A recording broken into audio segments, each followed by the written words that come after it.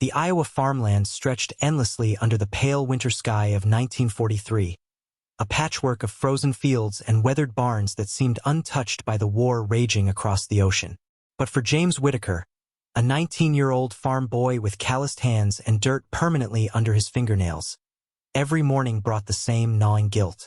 While his older brother Thomas marched through North Africa with Patton's army, James stayed behind, deemed essential labor to keep his family's struggling dairy farm alive. He stood in the doorway of the old red barn, pitchfork in hand, watching his father wrestle with a rusted tractor that refused to start. The December cold bit through his worn flannel shirt. His mother's voice drifted from the farmhouse kitchen window, calling them in for breakfast, but James couldn't move. The newspaper on the porch that morning had shown photographs from the European front. Soldiers his age staring hollow-eyed into cameras, and the shame burned hotter than any Iowa winter could cool. Inside the farmhouse, the radio crackled with news from the Pacific. His younger sister Mary sat at the kitchen table, her school books spread before her, but her eyes were distant. She hadn't smiled since the telegram about Thomas being wounded arrived 3 weeks ago. Their father, William Whitaker, a World War I veteran himself, ate his eggs in silence, his jaw set in that familiar hard line that meant the farm was losing money again. James picked at his breakfast, the scrambled eggs tasteless in his mouth. Through the window, he could see the massive haystack he'd built last autumn, a perfect 15-foot cone of dried prairie grass sitting in the far field. Something about that haystack had been nagging at him for weeks, an idea that seemed crazy enough to be brilliant or brilliant enough to be crazy. After breakfast, he walked out to the field, his boots crunching through the frost-covered grass. The haystack stood like a sentinel, and James circled it slowly, his mind racing. During the Great War, his father had told stories about artillery spotters, how they'd hide in anything, anywhere, just to get a better vantage point. James had always been the best shot in 3 counties, winning every turkey shoot since he was 14. But what good was being a sharpshooter when you were stuck milking cows while the world burned? That evening, as the sun bled orange across the horizon, James made a decision that would change everything. He grabbed his hunting rifle, a Winchester Model 70 that had belonged to his grandfather, and climbed into the haystack through a gap he'd carefully carved in the back. From inside, he could see for miles across the flat Iowa landscape. The positioning was perfect, invisible yet commanding. For 3 nights, James practiced. He'd slip out after his parents fell asleep, crawl into his hay fortress, and train his rifle on fence posts, windmills, anything that could serve as a target in the moonlight. He calculated distances, adjusted for wind, and dreamed of something more than this endless cycle of farm chores and helpless waiting. The telegram arrived on a Thursday morning. James was in the barn when he heard his mother's scream, a sound that turned his blood to ice. He ran to the house, bursting through the door to find her collapsed in his father's arms, the yellow Western Union paper fluttering to the floor. Thomas was missing in action, presumed captured after a German ambush near Kasserine Pass. That night, James didn't sleep. He sat in his room, staring at the recruitment poster he'd hidden under his bed, the one showing Uncle Sam pointing directly at him with those words burning into his soul. "I want you." But wanting wasn't enough. His father needed him. The farm needed him. And now, with Thomas gone, leaving felt like betrayal. 2 weeks later, everything changed. A U.S. Army truck rolled down their dirt road, kicking up clouds of dust that hung in the cold January air. James watched from the porch as 2 officers stepped out, their uniforms crisp and impossible, like visitors from another world. They weren't there about Thomas. They were there for something else entirely. Captain Robert Morrison and Lieutenant Frank Chun surveyed the Whitaker farm with eyes that saw strategic value where others saw only poverty and mud. They'd been traveling through rural Iowa, recruiting for a new experimental program, something hush-hush that combined farm boys' natural shooting abilities with unorthodox battlefield tactics. They'd heard about James Whitaker, the kid who never missed, and they'd come with an offer. James stood before them in his muddy overalls, feeling every inch the foolish farm boy, while they spoke of Europe, of innovation, of turning ordinary American ingenuity into weapons the Germans would never see coming. Captain Morrison didn't waste time with pleasantries. He walked straight to the far field, stopped in front of James's haystack, and circled it twice before turning back with a thin smile cutting across his weathered face. "You built this yourself, son?" The question hung in the cold air like a challenge. James nodded, suddenly feeling foolish about his midnight training sessions, his secret dreams of being more than just a farmer while his brother fought overseas. The captain ran his hand along the hay, testing its density, its structure. Then he did something unexpected. He pulled out a compass, checked the sight lines, measured distances to the main road, the neighboring properties, the tree line beyond. Lieutenant Chun scribbled notes in a small leather journal. What Morrison explained next sounded like something from a dime novel. The Army was developing unconventional sniper positions for the European theater, inspired by Soviet tactics at Stalingrad. They needed farm boys who understood how to build natural cover, who could shoot, and who could think like hunters instead of soldiers. They wanted James to come to a specialized training facility in Virginia to prove his haystack concept could work in combat. But there was a problem, a significant one. William Whitaker stood on the porch, arms crossed, his face carved from stone. He'd listened to the entire pitch without saying a word, but James knew that silence. It was the same silence that came before thunderstorms, before bad news, before decisions that couldn't be undone. When the officers finished, William finally spoke, his voice low and hard. "My eldest boy is missing somewhere in Tunisia. My farm is barely surviving. And you want to take my only other son?" The answer is no. James felt something break inside his chest. Captain Morrison tried reasoning, talking about duty, about how James's skills could save American lives, about how this was exactly the kind of innovation that would win the war. But William Whitaker had heard enough promises during the last war. He'd seen enough telegrams. He turned and walked back into the house, the screen door slamming behind him like a judge's gavel. That night, James sat at the dinner table while his mother served pot roast in silence. Mary picked at her food, her eyes red from crying over Thomas. The radio played big band music, tinny and cheerful, completely disconnected from the suffocating grief that filled their small kitchen. James couldn't eat, couldn't speak, couldn't breathe. After dinner, he walked out to his haystack in the darkness. He climbed inside his hidden fortress and pressed his face against the rifle scope, staring at nothing, seeing everything. Somewhere across the Atlantic, his brother was either dead or suffering in a German POW camp. And here James sat, trapped by duty to the living while haunted by responsibility to those who might die because he wasn't there to help. The shame wasn't just guilt anymore. It was rage, burning hot and desperate, with nowhere to go. 3 days passed in suffocating silence. James worked the farm like a machine, milking cows before dawn, mending fences in the frozen fields, hauling feed until his shoulders screamed. But every night, he returned to that haystack, rifle in hand, aiming at shadows and ghosts. On the 4th morning, his mother found him in the barn. Margaret Whitaker was a small woman, barely 5 feet tall, but she carried the weight of 2 wars in her eyes. She sat down on a hay bale beside him, her worn hands folded in her lap. "Your father is afraid," she said quietly, "not of losing you to the war. He's afraid of losing you to his own stubbornness." James looked at her, confused. She continued, her voice steady. "When William came back from France in 1918, he brought something home with him. Guilt. Guilt for surviving when his best friend didn't. Guilt for every decision he made that kept him alive while others died." She paused, her eyes finding his. "He sees Thomas in you, and he's terrified that saying yes to the Army means signing your death warrant." That afternoon, everything shifted. A second telegram arrived, but this one carried different news. Thomas was alive. He'd been found by Free French forces, wounded but recovering in a field hospital in Algeria. The relief that flooded through their home was almost painful in its intensity. Mary laughed for the first time in weeks. Their mother cried into her apron, and William Whitaker stood in the kitchen, holding that telegram like it was made of glass. James found his father in the barn an hour later. The old man was sitting on the tractor, not fixing it, just sitting there staring at his calloused hands. James started to speak, but William raised one hand to stop him. "I was wrong," his father said, his voice cracking. "You're not Thomas. You're not me. You're something different. Something this war needs." He looked up at his son, and for the first time in weeks, his eyes were clear.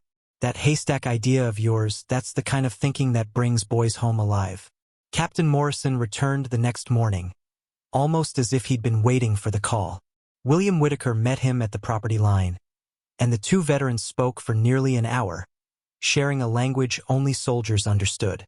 When they finished, Morrison walked over to James with something like respect in his military bearing. "You've got 2 weeks to get your affairs in order, son. Then you're mine." If you're rooting for James and want to see how his crazy haystack idea changes everything on the battlefield, take a moment and subscribe to the channel. Because what happens next in Virginia will test everything he thinks he knows about war. The training facility in Virginia was nothing like Iowa. James arrived in late January to find a converted tobacco farm transformed into a proving ground for unconventional warfare. 32 recruits from across America, all farm boys, all expert marksmen, all carrying the same mixture of determination and terror in their eyes. Lieutenant Chun ran them through hell. They built hay positions in rain, in mud, in darkness. They learned to calculate wind drift at 600 yards, to control their breathing in freezing temperatures, to stay motionless for 8 hours straight while German-speaking instructors played enemy patrols 50 feet away. James excelled. The haystack wasn't just his idea anymore, it became his identity. The other recruits started calling him Scarecrow, and the nickname stuck. But the real test came in March. Captain Morrison gathered them in a warehouse filled with actual battlefield intelligence from North Africa and Italy. Photographs showed German artillery positions, fortified and deadly, raining shells on American advances. Traditional counter-battery fire wasn't working. The Germans were too smart, too mobile, too well hidden. Morrison's voice was grave. "This is why you're here. We need ghosts. Invisible killers who can get close enough to eliminate artillery crews before they slaughter our boys." 3 months later, James Whitaker found himself in Normandy. D-Day had come and gone, and the Allied push through France was grinding forward through bloody hedgerow country. His unit, officially designated Special Reconnaissance Section 7 but known simply as the Haystack Brigade, operated behind enemy lines with almost suicidal independence. The mission came on a rain-soaked morning in August 1944. German artillery was devastating the 29th Infantry Division's advance near St. Lo. For 105 mm howitzers, positioned somewhere in the countryside, were firing with terrifying accuracy. Aerial reconnaissance couldn't locate them. Traditional scouts were getting killed before they got close. Command sent in the Scarecrow. James and his spotter, a wiry kid from Montana named Eddie Reeves, moved through the French farmland at midnight. They carried enough hay, canvas, and wire to build their nest, plus rifles, ammunition, rations, and radio equipment. The German artillery position was supposedly 3 miles northeast, hidden in a tree line near an abandoned dairy farm. They found the location just before dawn. And there, incredibly, was their answer. A massive haystack sat in the middle of a field, 200 yards from where smoke occasionally rose from the German guns hidden in the woods. Some French farmers' forgotten harvest, now their salvation. Working in absolute silence, James and Eddie hollowed out the center, created firing ports, established sight lines. By the time the sun rose over occupied France, they had vanished into plain sight.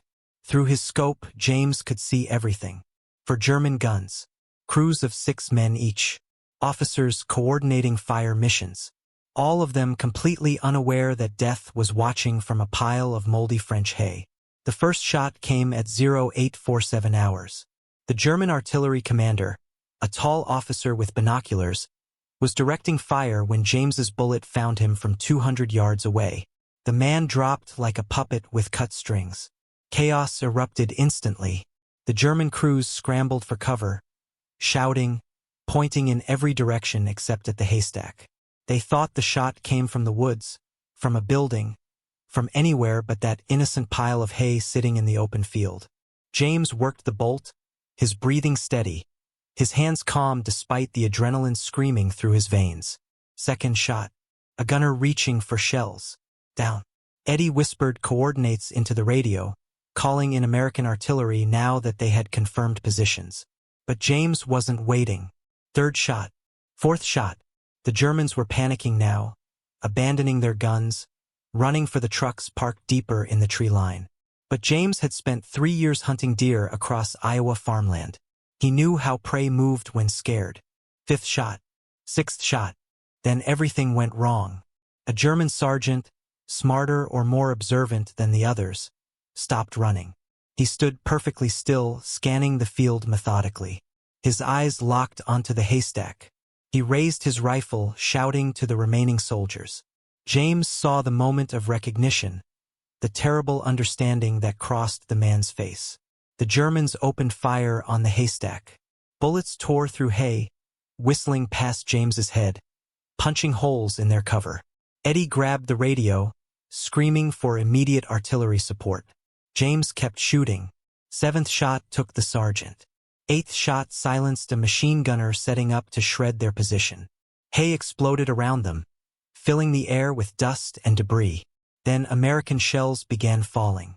The 105mm howitzers that James had helped locate now rained steel on the German position. Trees exploded. The ground shook. The remaining German soldiers abandoned everything, fleeing into the French countryside while their artillery pieces were systematically destroyed by American counter-battery fire. When silence finally returned, James and Eddie lay in the ruins of their haystack, covered in hay dust and cordite residue, ears ringing, hands shaking. Through the gaps in their destroyed cover, they could see all 4 German guns burning, twisted metal and shattered wood. Not a single crew member remained. The artillery that had been killing American soldiers for 3 days was nothing but smoke and scrap. The rescue team found them 2 hours later. Captain Morrison himself came with the extraction unit, and when he saw the devastation, the precision of what 2 farm boys had accomplished with a pile of hay and deer rifles, he just shook his head in disbelief. Command initially wanted to reprimand James for the unauthorized haystack tactic. Too dangerous, too unconventional, too crazy. But the 29th Infantry Division had advanced 4 miles that day with minimal casualties. The hedgerow country that had been a killing field suddenly became passable. And when word spread about how it happened, about the scarecrow and his impossible haystack nest, something changed in how the Army thought about farm boys and their crazy ideas. Spring 1946. The Iowa farmland looked exactly as James remembered it. Endless fields of green stretching toward a horizon that suddenly seemed too small to contain everything he'd seen. He stood in the driveway of the Whitaker farm, duffel bag over his shoulder, watching his father work that same stubborn tractor in the same weathered barn. But James wasn't the same boy who'd left 2 years ago.